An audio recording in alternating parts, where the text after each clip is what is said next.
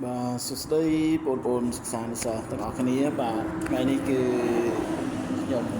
vô sập hơi mà các bạn và cũng mời cũng cứ sập hơi bài tổng bà sang phú bà trong phần này cái chạy chun bồn sầm rạp cả sức xá bà trong phần này tha learning English và learning English tha cả riêng ភាសាអង់គ្លេសបាទ nursery គឺថ្នាក់ដំបូងបាទយ៉ាងនេះគឺជាកម្រិតដែលបងប្អូនឬក៏បងដែលចេះសោះបាទគឺយើងអាចយកមករៀនបានបាទពេលនេះបាទអញ្ចឹងបងប្អូនអាចបើបងនៅចង់រៀនអាចយកសាលជាវឬប្រូទិញបាទនៅតាមទីផ្សារបានបាទនេះខ្ញុំមានដាក់ឈ្មោះមានថ្នាក់អញ្ចឹងមកបាទ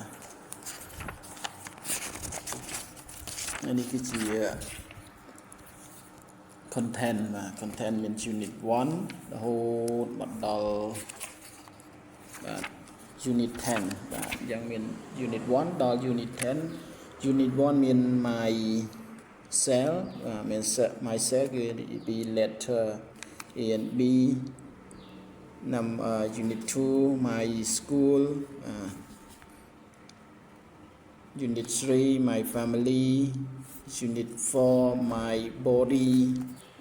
unit 5 my home unit 6 fruit pleasure unit 7 food unit 8 transport unit 9 occupation unit 10 animal បាទយើងមានប៉ុណ្ណឹងឥឡូវយើងចូលទៅមេរៀនរបស់យើងតែម្ដងnumber 1 unit 1 myself បាទតែមេរៀនទី1ខ្លួនរបស់ខ្ញុំផ្ទាល់បាទខ្លួនរបស់ខ្ញុំផ្ទាល់ហើយនេះ this is me បាទខ្ញុំប្រែថានេះគឺជាខ្ញុំបាទ this is យើងប្រែថាគឺជា me នេះគឺខ្ញុំបាទអញ្ចឹងយើងមាននៅក្នុងនេះគឺការណែនាំរបស់គេបាទថា are you a boy or girl បាទ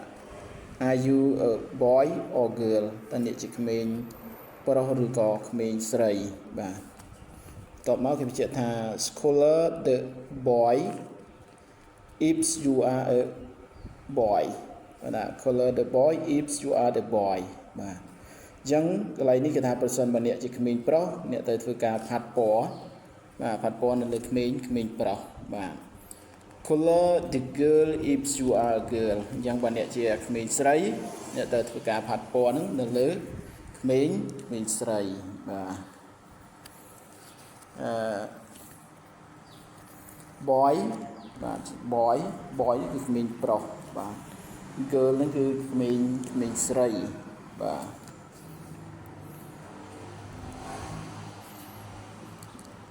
ហើយកន្លែងមាត់នេះគឺមក I am special បាទ I am special តែខ្ញុំគឺពិសេសខ្ញុំពិសេសបាទ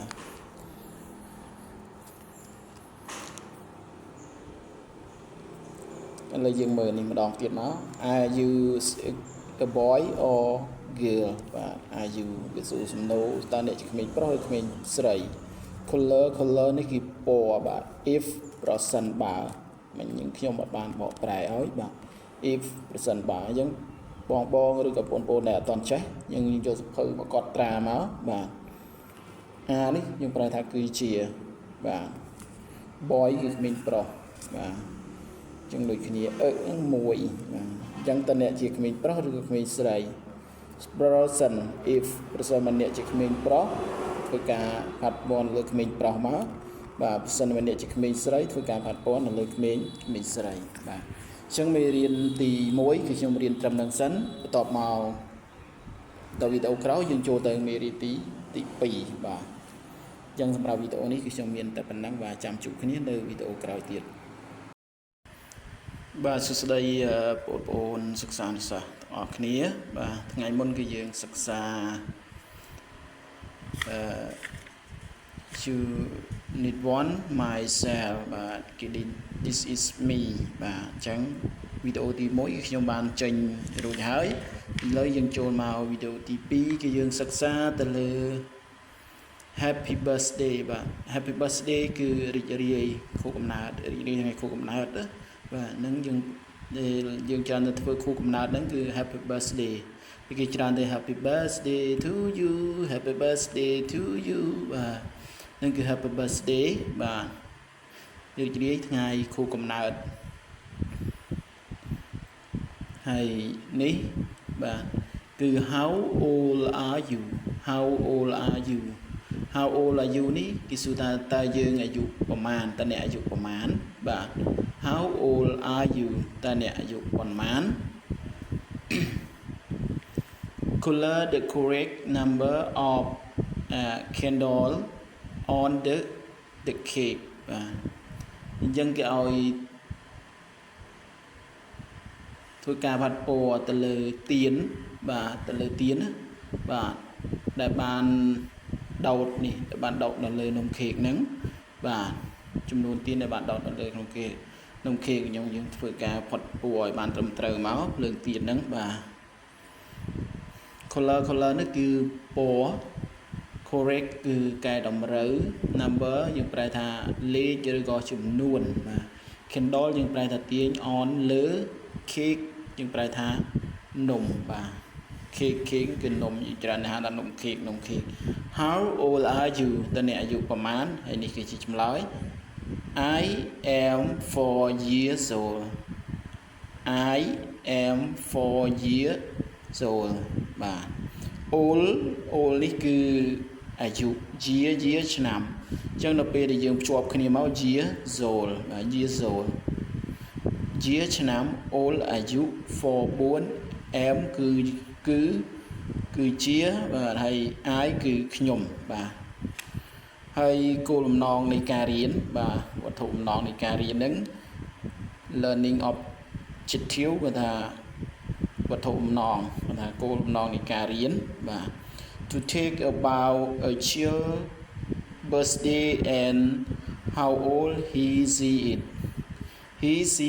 is បាទគឺដើម្បីនិយាយអំពីខួបកំណើតថាថ្ងៃកំណើតក្មេងៗហើយនឹងសួរពីអាយុគាត់នាងតើគាត់អាយុប្រមាណអីម៉ានយ៉ាងថាបាទ how old he how old she how old is បាទអញ្ចឹងបើគេសួរយើងថា how old are you យើងនិយាយមកបាទ I am 4 years old how old are you តើអ្នកអាយុប្រមាណ I am 4 years old បាទអញ្ចឹងមេរៀនសម្រាប់បងប្អូនដែលសិក្សាបាទតែក្មេងៗបាទឬក៏បងដែលអត់ទាន់ចេះបាទឬក៏ចេះតិចអញ្ចឹងយើងអាចកត់ពាក្យមកហើយយើងធ្វើការទិញមកបាទឬក៏មួយយើងរៀនទៅតែម្ដងក៏បានដែរដូចថា how old are you បាទ how old are you តើអ្នកអាយុប្រមាណ I am 4 years old ខ្ញុំអាយុ4ឆ្នាំបាទសម្រាប់វីដេអូនេះនិយាយពី Happy birthday អញ្ចឹងខ្ញុំសូមបញ្ចប់វីដេអូនេះហើយចាំជួបគ្នានៅវីដេអូក្រោយទៀតបាទសួស្តីបងប្អូនសិក្សានិស្សិតទាំងអស់គ្នាគឺថ្ងៃនេះយើងមកបន្តនៅមេរៀនរបស់យើងគឺយើងសិក្សាទៅលើ letter A បាទនេះគឺចំណុចដែលមានសញ្ញា pen បាទសញ្ញាប៊ិចគឺយើងអានថា read the letter បាទគឺ read the letter read នេះយើងប្រែថាអាន the letter អក្សរបាទយើងអានអក្សរបាទ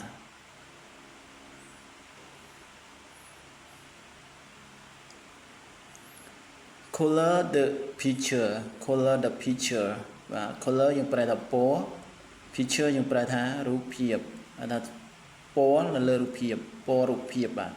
color the picture ពណ៌រូបភាពអញ្ចឹងគេឲ្យយើងនេះ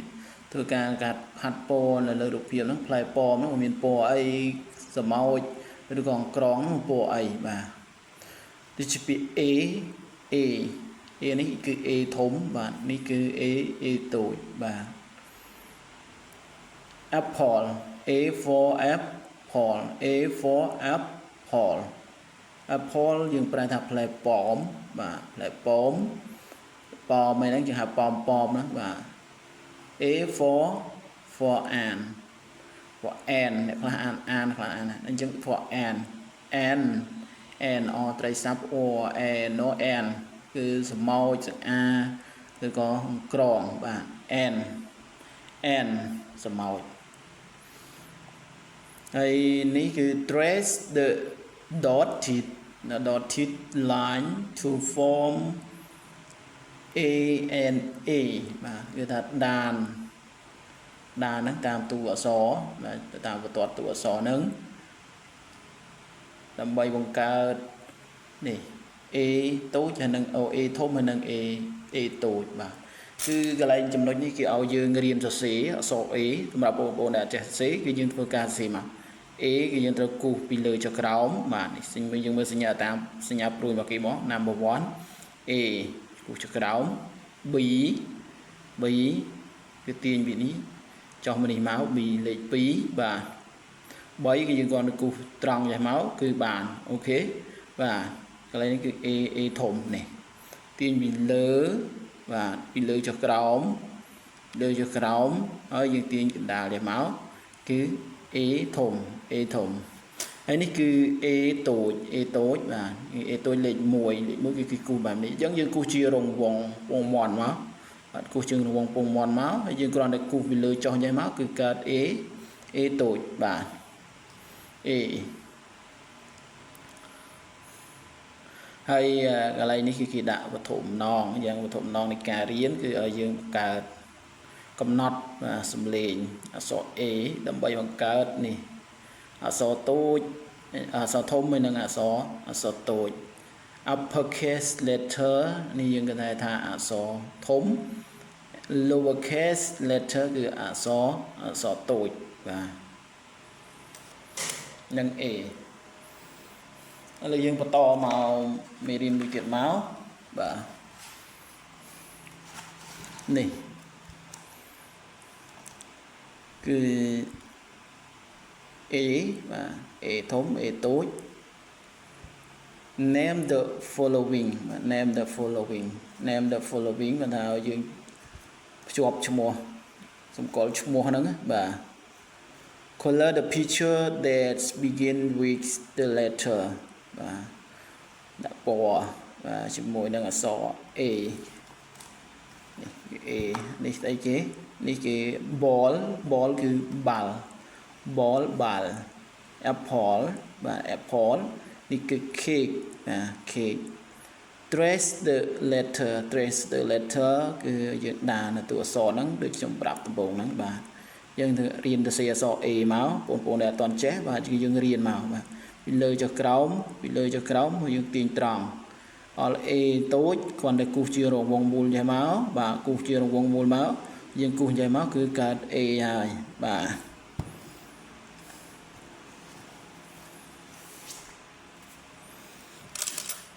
បាទហើយសម្រាប់វីដេអូនេះគឺខ្ញុំធ្វើប៉ុណ្ណឹងហើយចាំ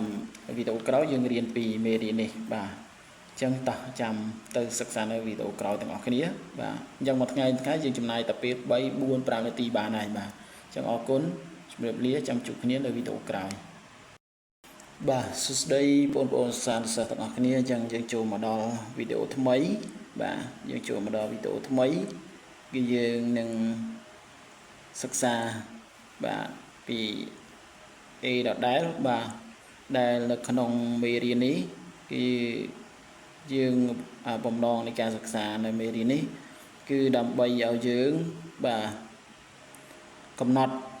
អត្តសញ្ញាណដែលបានបង្កើតដោយអក្សរ A បាទអញ្ចឹងដូចជាយើងមាននេះ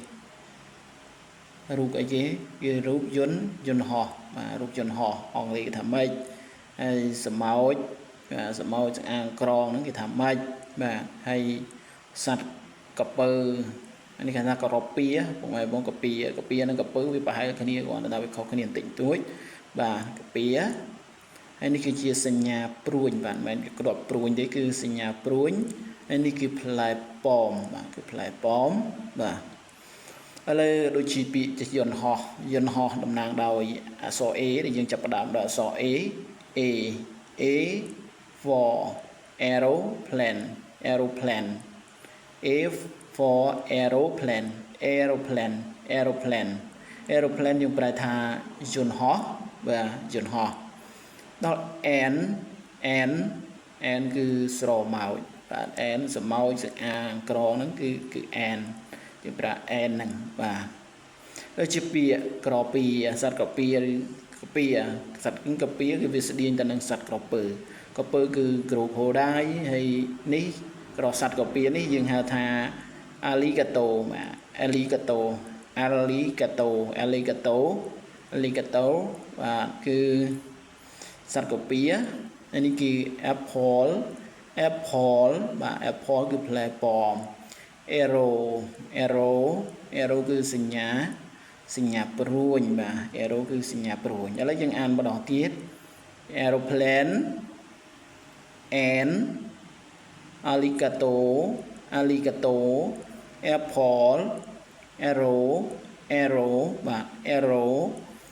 aeroplane and alligator apple បាទ apple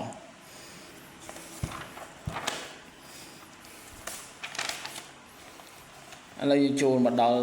B តែម្ដងមកបាទដាក់ចូលដល់ B បាទ B គឺ read the letter បាទ read the letter color the picture យើងអានអក្សរធ្វើការផាត់ពណ៌ទៅលើរូបភាពបាទដាក់ពណ៌ទៅលើរូបភាពអញ្ចឹងរូបភាពនេះយើងធ្វើការដាក់ពណ៌មកចុចពណ៌ណាដែលយើងចូលចិត្តបាល់ពណ៌អីកតាពណ៌អីបាទអញ្ចឹងអានថា B នេះ B ធំ B តូច B for ball គឺបាល់ ball បាល់ B ball បាល់ BALL ball បាល់នេះគឺ bag កតាប bag គឺកតាប trace the dotted line to form B and B បាទគឺយើងធ្វើមកកើត B បានបាទយើងរៀនដានបាទរៀនគូសតាមនេះគឺរៀនគូសតាមឬក៏យើងធ្វើកាត់ដានមកលើនឹងមកបាទយើងរៀនគូសតាមណា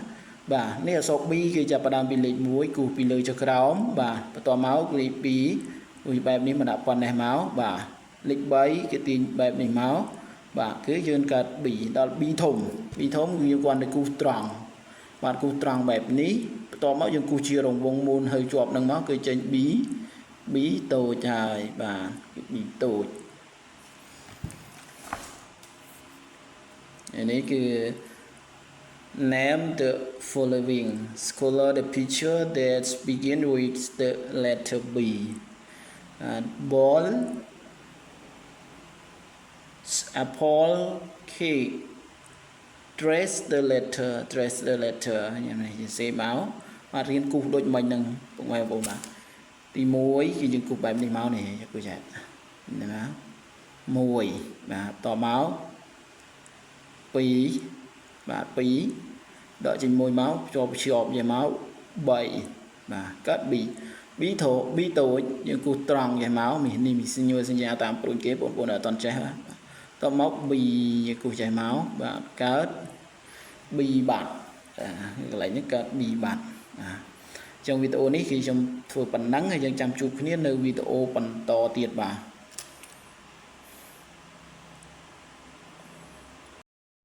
សួស្តីបងប្អូនសិក្សានិស្សិតទាំងអស់គ្នាអញ្ចឹងថ្ងៃនេះយើងមកបន្តនៅមេរៀនរបស់យើងជាបន្តទៀតបាទអញ្ចឹងថ្ងៃនេះយើងមកសិក្សាតជាមួយនឹងមេរៀនបន្តទៀតបាទនៅក្នុងមេរៀននេះវត្ថុម្ដងគឺយើងបង្កើតនៅអត្តសញ្ញាណមួយដែលបណ្ដើមដោយអក្សរ B បាទនេះ B តំណាងឲ្យយើងកំណត់អត្តសញ្ញាណអញ្ចឹងដូចជា B for ball book balloon bag បាទអញ្ចឹងនៅក្នុងមេរៀនរបស់យើងគឺ all this begin with the letter B color them បាទចាប់ផ្ដើមទាំងអស់នេះបាទ all this ថាទាំងអស់នេះ begin នេះយើងប្រែថាចាប់ផ្ដើម with ជាមួយនឹងអក្សរ B ទាំងអស់ហ្នឹងគឺចាប់ផ្ដើមដោយអក្សរ B នៅទាំងអស់ហ្នឹងចាប់ផ្ដើមដោយអក្សរ B color them ថាដាក់ពណ៌ទៅលើពួកវាបាទ ta B for beer beer beer គឺខ្លាឃ្មុំ beer ខ្លាឃ្មុំ B for ball B for ball ball គឺបាល់ B for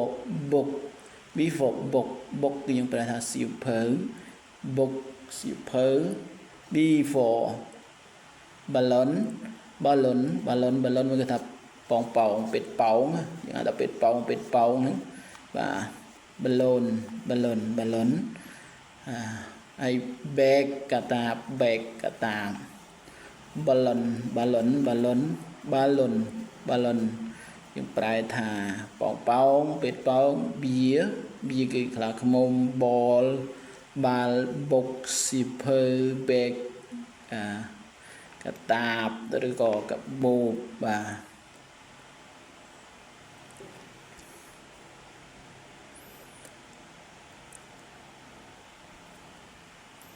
ហើយមិនដែរបងប្អូននៅពេលដែលយើងចាប់ផ្ដើមសិក្សាពីមេរៀនរបស់យើងមកបងប្អូនបានយល់យ៉ាងណាឬក៏បានចេះឲ្យខ្លះហើយបាទបើថាអត់ចេះទេឆ្លើយក៏មិនថាអត់ចេះទេតែចេះឆ្លើយមកមិនចេះបាន ball មួយទៅ ball ឬចេះបាន beer ឬចេះបាន book ឬក៏ចេះបាន bag ឬក៏ចេះបាន balloon បាទឬមួយក៏យើងចេះបានមេរៀនក្រោយៗរបស់យើងនេះគឺជាពាក្យ cake ជាពាក្យ apple អីហ្នឹងមកបាទនេះជាពាក្យ and alligator arrow aeroplane បាទហ្នឹងសិតតែជាមេរៀនដែលយើងបានរៀនរួចមកហើយបាទនេះមេរៀនដែលយើងរៀនរួចហើយនៅមេរៀនបន្ទាប់គឺយើងរៀនទៅលើនេះ unit 2បាទយើងរៀន unit 2 គឺ my school បាទ my school ណាសាលារបស់ខ្ញុំ I love my school បាទអញ្ចឹងនៅមេរៀនបន្តគឺយើងរៀនទៅលើ unit 2 my school បាទអញ្ចឹងសម្រាប់វីដេអូនេះគឺខ្ញុំមានតែប៉ុណ្ណឹងយើងចាំជួបគ្នានៅវីដេអូក្រោយទៀតបាទសួស្តីបងប្អូនសិក្សានិស្សិតទាំងអស់គ្នាយើងថ្ងៃនេះយើងចូលមករៀននៅ unit 2 my school បាទយើងមេរៀនទី1គឺយើងរៀនអំពី myself បាទនៅខ្លួនរបស់ខ្ញុំផ្ទាល់យ៉ាងថ្ងៃនេះគឺយើងចូលមកដល់ unit 2 my school មកថាសាលារៀនរបស់ខ្ញុំបាទសាលារៀនរបស់ខ្ញុំយ៉ាងសាលាកន្លែងដែលយើងទៅរៀនហ្នឹងបាទហើយនេះធានបទរបស់យើងគឺ I love my school I love my school បាទ I love my school ខ្ញុំស្រឡាញ់សាលារបស់ខ្ញុំ I ប្រែថាខ្ញុំបាទ love យើងប្រែថាស្រឡាញ់ my របស់ខ្ញុំ school សាលារៀន color the picture បាទ color the picture តែធ្វើការដាក់ពណ៌នៅលើរូបភាពបាទនេះគឺសាលាបាទសាលាបែបសិង្ហបុរីបាទសាលានៅប្រទេសសិង្ហបុរីបាទហើយកន្លែងមកនេះមាត់នេះនិមិត្តសញ្ញាមាត់នេះគឺ this is my school បាទ this is my school this is my school តែនេះគឺជាសាលារបស់ខ្ញុំ this is យើងប្រែថានេះគឺជាបាទ this is this នេះ is គឺជាបាទនេះគឺជាសាលារបស់ខ្ញុំ this is my school បាទ this is my school យើងបន្តទៅទៀតបាទឥឡូវនេះយើងចូលមកដល់ my teacher បាទ and friend my teacher and friend ថាគ្រូរបស់ខ្ញុំ teacher នេះយើងប្រែថាគ្រូបង្រៀនបាទ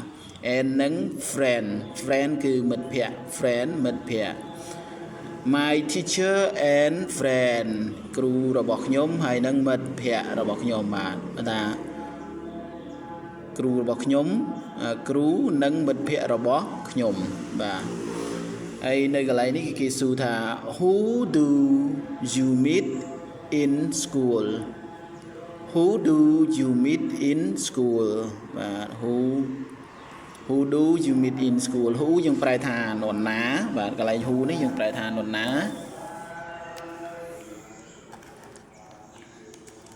who យើងប្រែថានរណា do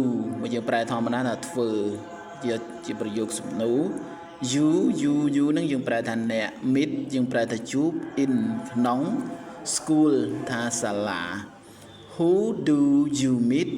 in school បាទនរណាខ្លះបាទដែលអ្នកបានជួបនៅក្នុងសាលារៀន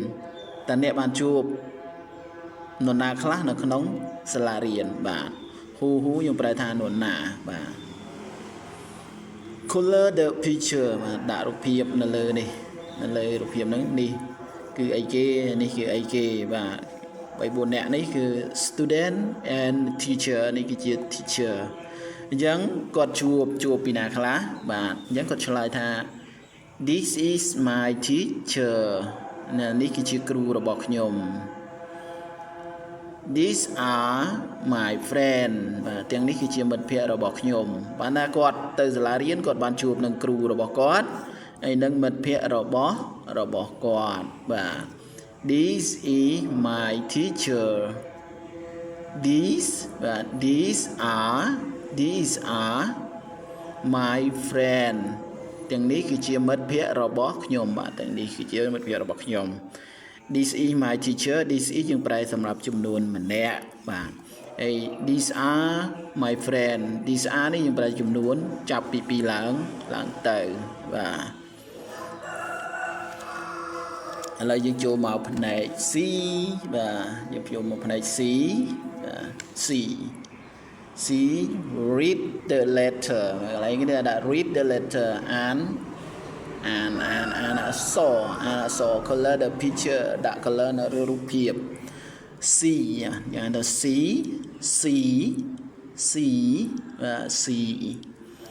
cat cat cat នេះ cat cake បាទ cake cat យើងប្រែថាឆ្មា cat ឆ្មា cake យើងប្រែថានំបាទនំ cake ភាគច្រើននំបែបនេះគេធ្វើខួបកំណើតបាទ trace the dotted line to form C and C បាទជាការដានអក្សរតូចហើយនិងអក្សរធំបាទនេះគឺជារបៀបសរសេរអក្សរ C បាទអញ្ចឹងយើងគ្រាន់តែទាញបែបនេះមកបាទ C តែម្ដងគឺចប់ C បាទនេះ C តូច C ធំគឺប្រហែលគ្នាគាត់ថាវាតូចហ្នឹងធំបាទ C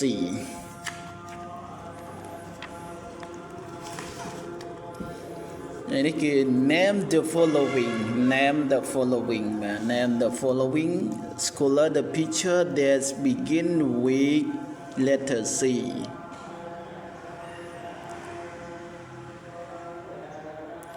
នេះ picture cat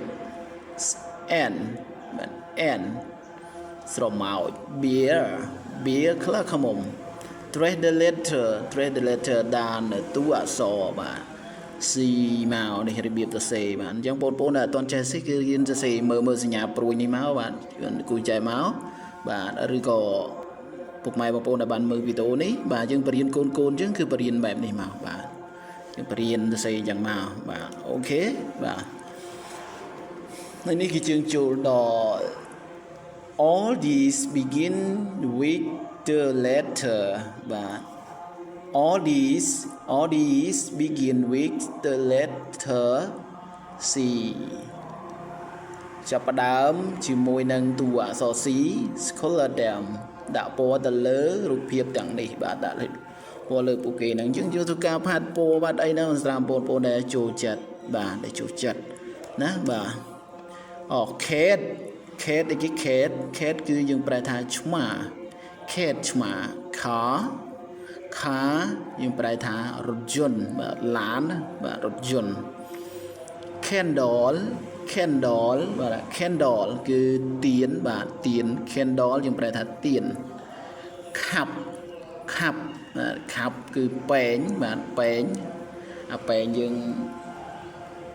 ពែងតូចហ្នឹងហៅថា cup បាទ cake បាទ cake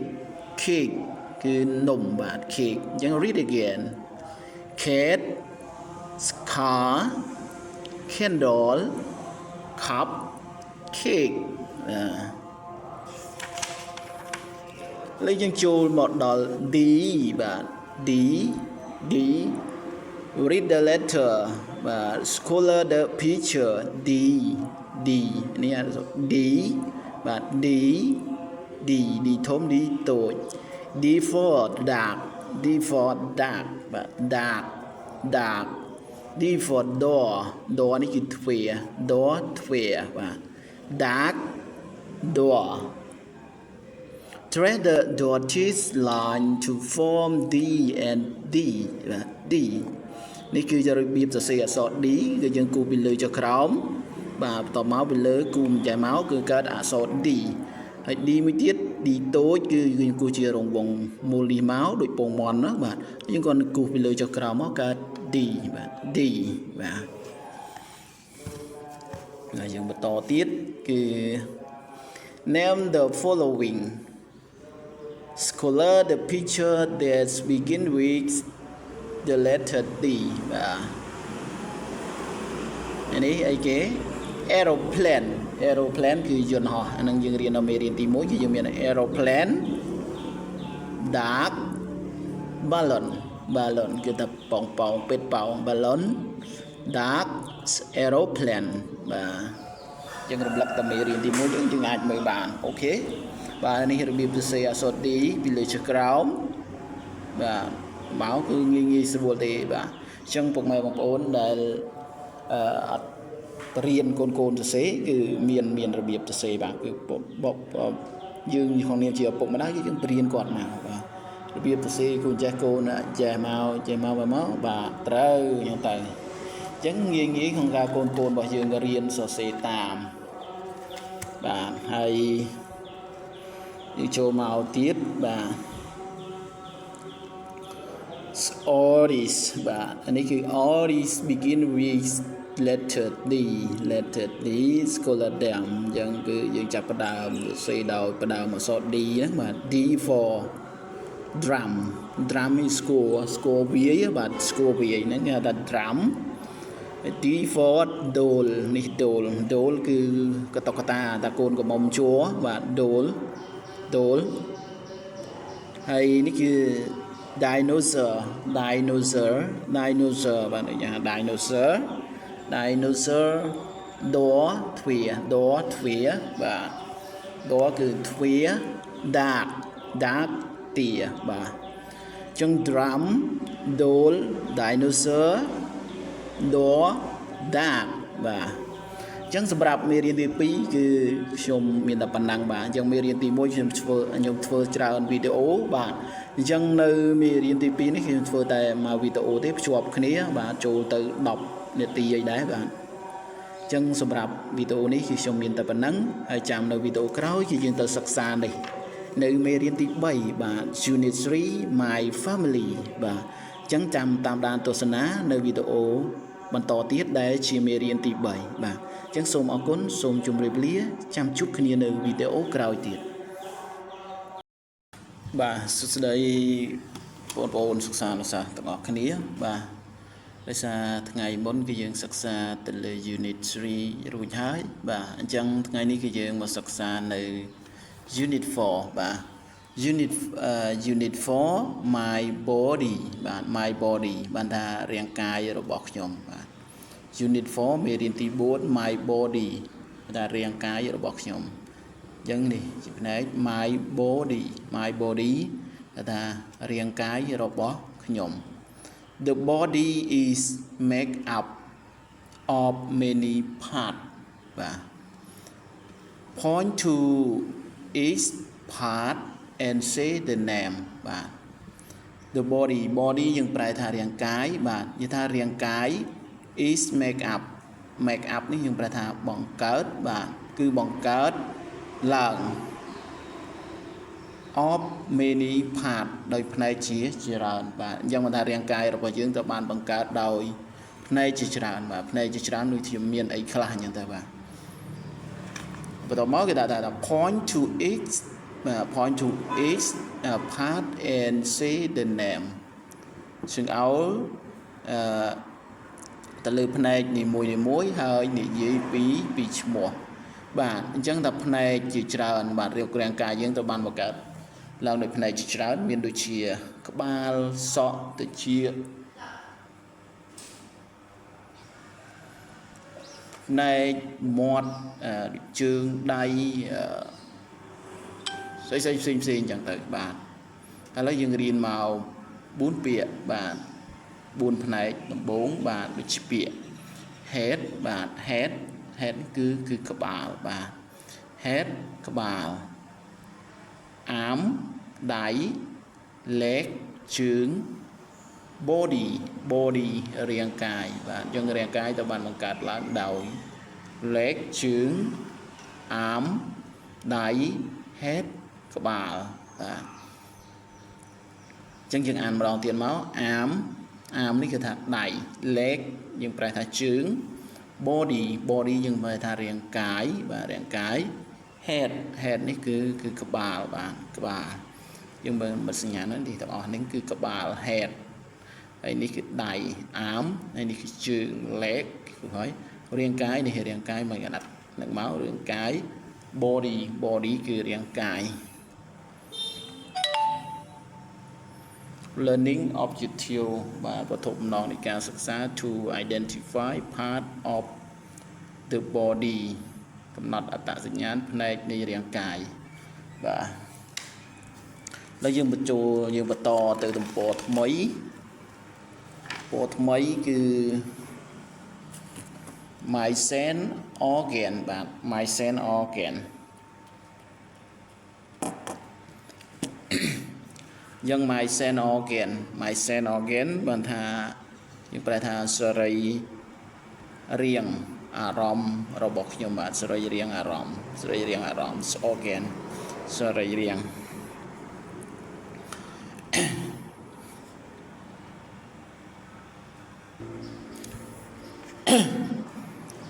បាទmy នេះយើងប្រែថារបស់ខ្ញុំ sen បាទ sen គឺយើងប្រែថាវិញ្ញាណឬក៏អារម្មណ៍បាទ organ នេះគឺយើងប្រែថាអារម្មណ៍បាទអញ្ចឹងមកថាសរីរាង្គអារម្មណ៍របស់ខ្ញុំអញ្ចឹងសរីរាង្គអារម្មណ៍របស់យើងនឹងគឺមានដូចភ្នែកត្រចៀកអណ្ដាតច្រមុះដៃបាទឥឡូវយើងមើលថា I see with my eye បើថាខ្ញុំឃើញដោយភ្នែករបស់ខ្ញុំបើថាយើងមើលឃើញដោយភ្នែករបស់យើងបាទ I see with my eye ខ្ញុំឃើញថាខ្ញុំមើលឃើញដោយភ្នែករបស់ខ្ញុំ I listen with my ear បាទ I ភ្នែក ear ត្រចៀក I listen with my ear ខ្ញុំស្ដាប់ឮដោយត្រចៀករបស់ខ្ញុំដែលខ្ញុំស្ដាប់ដោយត្រចៀករបស់ខ្ញុំ I taste with my tongue បាទ I taste with my tongue ថាខ្ញុំភ្លក់គឺខ្ញុំដឹងរសជាតិដោយអណ្ដាតរបស់ខ្ញុំតេស្តនេះគឺថារសជាតិការភ្លក់បាទ with ជាមួយឬក៏ពាក្យដោយម៉ាយរបស់ខ្ញុំខាងនេះអណ្ដាតបាទថាខ្ញុំដឹងរសជាតិដោយអណ្ដាតរបស់ខ្ញុំ I smell with my nose បាទ I smell with my nose គេ I smell with my nose បាទខ្ញុំដឹងក្លិនដោយច្រមុះរបស់ខ្ញុំ smell នេះថាដឹងក្លិនបាទហិតក្លិនបាទខ្ញុំហិតក្លិនដោយច្រមុះរបស់ខ្ញុំដឹងក្លិនដោយច្រមុះរបស់ខ្ញុំ I feel with my hand ខ្ញុំដឹងអារម្មណ៍ដោយដៃរបស់ខ្ញុំ feel នេះយើងប្រែថាអារម្មណ៍អញ្ចឹងនៅពេលដែលយើងស្ទាបយើងកាន់យើងដឹងដោយអារម្មណ៍របស់យើងមកថា I feel with my hand ខ្ញុំដឹងអារម្មណ៍ដោយដៃរបស់ខ្ញុំបាទឥឡូវនេះ learning objective to identify the sense organ to talk about what the sense organ have used to us to do បាទហើយសម្រាប់វីដេអូនេះគឺខ្ញុំមានតែប៉ុណ្ណឹងសម្រាប់វីដេអូមួយនេះបាទអញ្ចឹងចាំយើងបន្តទៅវីដេអូថ្មីទៀតគឺយើងរៀនអំពីអក្សរ G បាទអក្សរ G បាទកុំឲ្យវែងពេកបាទអញ្ចឹងកុំឲ្យវែងពេកគឺយើង ត្រឹមតែ6 នាទីអីបានហើយបាទអញ្ចឹងវីដេអូក្រោយយើងរៀនពីអក្សរ G បាទហើយមាន G រួចបាទយើងចូលមកពាក្យដូចជានេះអក្សរ A បន្តទៀតបាទអញ្ចឹងសម្រាប់វីដេអូនេះគឺខ្ញុំមានតែប៉ុណ្ណឹងចាំជួបគ្នានៅវីដេអូក្រោយបាទសួស្តីបងប្អូនសិក្សានិស្សិតទាំងអស់គ្នាយើងថ្ងៃនេះយើងមកបន្តនៅមេរៀនរបស់យើងដែលយើងនឹងសិក្សាទៅលើអក្សរ G បាទអក្សរ G នេះគឺអក្សរ G បាទតិចថាពុកបងប្អូនអត់ដឹងបាទនៅកន្លែងនេះគេដាក់ថា read the letter អានអក្សរបាទអានតួអក្សរcolor the picture បាទធ្វើការដាក់ពណ៌ទៅលើរូបសត្វអាហ្នឹង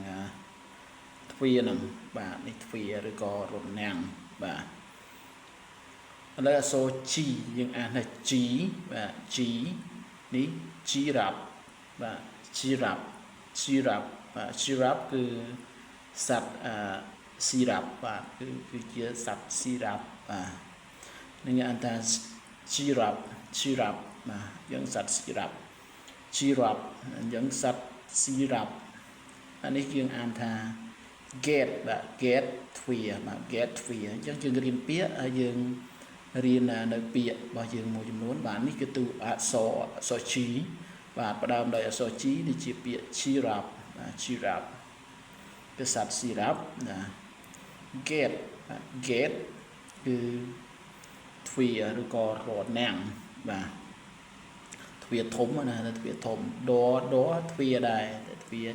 បិទផ្ទះទ្វារអីហ្នឹងអានេះទ្វារយើងបិទមុខផ្ទះបាទហ្នឹងថាទ្វារធំយើងនិយាយខ្លីទៅថាទ្វារធំបាទហើយកន្លែងនេះគេដាក់ថា trace the dotted line to form G and G បាទធ្វើការដាននៅតួអក្សរបាទយើងរៀនអក្សរ G តូច G ធំបាទគឺនេះគឺជាវិធីសាស្ត្រមួយដែលយើងងាយស្រួលក្នុងការសរសេរអក្សរបាទយើងមើលតាមគេមកយើងរៀនគូតាមហ្នឹងមកបាទសម្រាប់បងប្អូនដែលអត់ដែលរៀនគឺខ្ញុំដឹងថាពិបាកហើយក្នុងការសរសេរបាទយើងយ៉ាងទាញមួយមកបាទហើយនេះគឺជាផ្នែកទី2យើងគាត់គូនឹងចេះមកគឺកើតអក្សរ G ធំបាទនេះគឺ G តូចបាទ G តូចយើងគ្រាន់តែគូសជារង្វង់មូលបែបនេះមកហើយយើងទាញពីលើចុះក្រោមបាទហើយរៀងកោងនេះមកកើតអក្សរ G បាទអក្សរ G គឺដូចលេខ9អញ្ចឹងបាទលេខ9សកលអក្សរ G បាទហើយកន្លែងនេះវត្ថុបំណងនៃការសិក្សា to identify the sound that the letter G made បាទ to trace the uppercase letter G and lowercase letter G បាទឥឡូវយើងរៀនចំណាំអក្សរ G យើងផ្ដើមដោយ giraffe យើងប្រែថាសត្វ giraffe នេះគឺ gate ទ្វារធំបាទឥឡូវយើងបន្តមកទំព័រទី2អក្សរ G ដដែល G name the following color the picture that begin with the letter អានសញ្ញាព្រួយនេះយើងហៅអីគេ arrow សញ្ញាព្រួយនេះគឺទង់ជាតិ flag បាទទង់ជាតិគឺ flag ហើយនេះតំណងថាផ្លែទំពាំងបាយជូរ grape បាទ grape អញ្ចឹងយើងធ្វើការផាត់ពណ៌នៅលើនឹងមកសញ្ញាព្រួយនេះយើងឆ្លាញ់ពណ៌អីពណ៌នឹងមកទង់ជាតិយើងឆ្លាញ់ទង់ជាតិប្រទេសអីយើងដាក់ប្រទេសនឹងមក grape យើងឆ្លាញ់ពណ៌អីពណ៌ខៀវពណ៌ខ្មៅពណ៌ក្រហមនឹងតាមចំណងជាមួយចិត្តរបស់យើងបាទហើយនៅចំណុចនេះគឺ trace the letter យើងធ្វើការដាននៅតួអក្សររបស់យើងដដែលគឺយើងឲ្យយើងរៀនសរសេរចឹងបងប្អូនមានសភៅគឺបងប្អូនយកមករៀនគូតាមនឹងមកខ្មៅដៃបាទគូមិនគូចុះគូឡើងដើម្បីឲ្យយើងឆាប់ចេះសរសេរហ្នឹងសម្រាប់បងប្អូនដែលមិនទាន់ចេះសរសេរបាទហើយយើងចូលមកទំព័រថ្មីមួយទៀត all these begin with the letter G scholar dam បាទគឺនេះគឺជារូបតំណាងដែលយើងផ្ដើមដោយអក្សរ G បាទយើងដាក់ផ្ដើមដោយអក្សរ G ដូចជាពាក្យ glau បាទ ហោជើងលួក្លដាក់ស្អាវងក្លៅបាទយ៉ាងថា glouse ស្រោមដៃពាក្យស្រោមដៃតែមួយស្រោមដៃតែម្ខាងគឺអត់មាន s នេះទេបាទ glouse កាលណាមាន2បែបនេះគឺគេត្រូវថែម s glouse បាទ glouse គឺស្រោមដៃ grab ធម្មតាគឺយើងមានថែម s ដែរតែដល់ចុចមួយចង្កោមនេះគឺយើងត្រូវថែម s ដល់ពី2ឡើងទៅយើងត្រូវថែម s grab បាទ grab គឺទំពាំងបាយជូរ goose បាទ goose បាទ goose គឺកងាន goose កងានgod នេះមិន god ទេ good បាទយើងអានថា good ហោជើងអានេះស្មើនឹងអក្សរហោជើងកត good ហ្នឹងគឺពពែបាទ good ពពែ giant បាទកន្លែងនេះគឺ giant អត់ gain ទេណាបាទ giant ដជើងយួន jaw យួន dry o e no n បាទ giant អាចប្រែបានត្រជាក់ឬក៏មនុស្សមៀតមុំ giant យើងប្រែថាមនុស្សមៀតមុំបាទ giant មនុស្សមៀតមុំ goat គឺពពែ goose បាទ goose ទំពាំងបាយកងានបាទនេះគឺរូបកងានបាទ goose កងាន grab ពាំងបាយជូរ glau បាទហោជើងលួក្លស្រោមដៃអញ្ចឹង glau ស្រោមដៃ grab ទំពាំងបាយជូរ goose កងាន goat ពពែ giant មនុស្សមៀតធំបាទមនុស្សមៀតធំចឹងនៅវីដេអូក្រោយយើងសិក្សាទៅលើអក្សរ h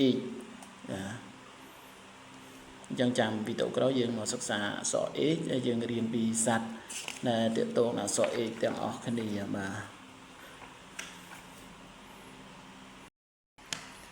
ាទសួស្តីបងប្អូនទាំងអស់គ្នាឥឡូវយើងបន្តមកសិក្សាអក្សរ h បាទថ្ងៃមុនយើងសិក្សាពីអក្សរ g ឥឡូវយើងចូលដល់ h បាទ h បាទតែមានសំឡេងហឹ h បាទ read the letter color the picture បាទនេះអានតួអក្សរបើយើងអានសម្បត្តិ letter យើងប្រែថាសម្បត្តិឬក៏អក្សរបាទ color the picture យើងធ្វើការដានដាននេះធ្វើការផាត់ពណ៌នៅលើរូបខ្សែហ្នឹងបាទ h ញ៉ាំថា h អក្សរធំអក្សរតូចបាទ trace the dotted line to form h and a បាទគឺយើងធ្វើការដានបាទដើម្បីបង្កើតបានជាអក្សរ h ធំហើយនិងអក្សរ h តូចនេះគឺជារបៀបសរសេរបាទទី1គឺគូសពីលើចុះក្រោមទី2គឺគូសមកត្រង់បែបនេះមកទី3គូសពីលើចុះក្រោម h ធំ h តូចពីលើចុះក្រោមហើយនឹងគេនិយាយនេះមាន2ដំណាក់កាលសម្រាប់អក្សរតូចនេះមាន3ដំណាក់កាលសម្រាប់អក្សរធំលើកចូលមកបន្តទៀតទំព័រថ្មីបាទ h អក្សរ h គឺ name the following បាទរាប់បញ្ចូលឈ្មោះ color the picture that begin with the letter h បាទការដាក់ពណ៌នៅលើរូបភាពហ្នឹងដើម្បីបង្កើតបានជាមួយនឹងអក្សរ h ដូចជាពាក្យ horse គឺសេះបាទ horse គឺយើងប្រែថាសេះ crocodile តែយើងនៅក្នុងសភៅនេះគឺសត្វក្រពៀបាទក្រពៀនិងក្រពើខុសគ្នាបន្តិចអញ្ចឹងយើងក្រពៀ alligator នេះគឺ alligator នេះគឺ elephant ដំរីនេះគឺសត្វក្រពៀ trace the letter ដានតួអក្សរបាទនេះគឺយើងរៀនសរសេរអញ្ចឹងបងប្អូនរៀនសរសេរតាមនឹងមកគូពីលើចុះក្រោមឡើងលើបាទចុចរួចឥឡូវយើងចូលមករៀននៅពាក្យបន្តទៀតបាទនេះ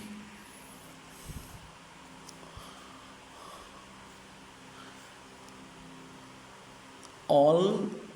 these begin with the letter H បាទ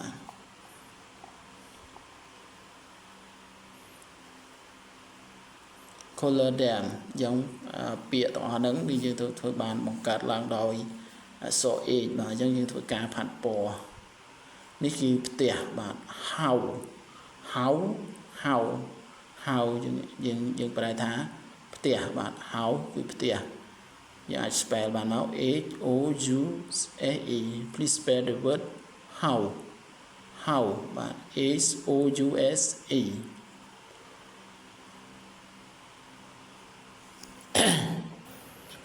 បាទមកយើងបន្តមក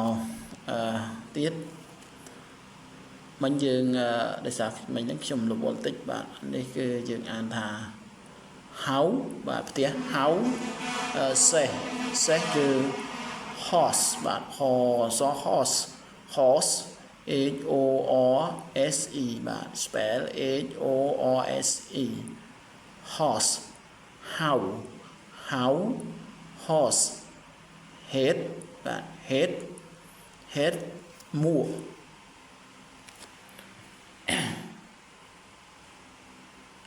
helicopter បាទ helicopter ថាធម្មភិកជាយន្តហោះបាទធម្មភិកជា helicopter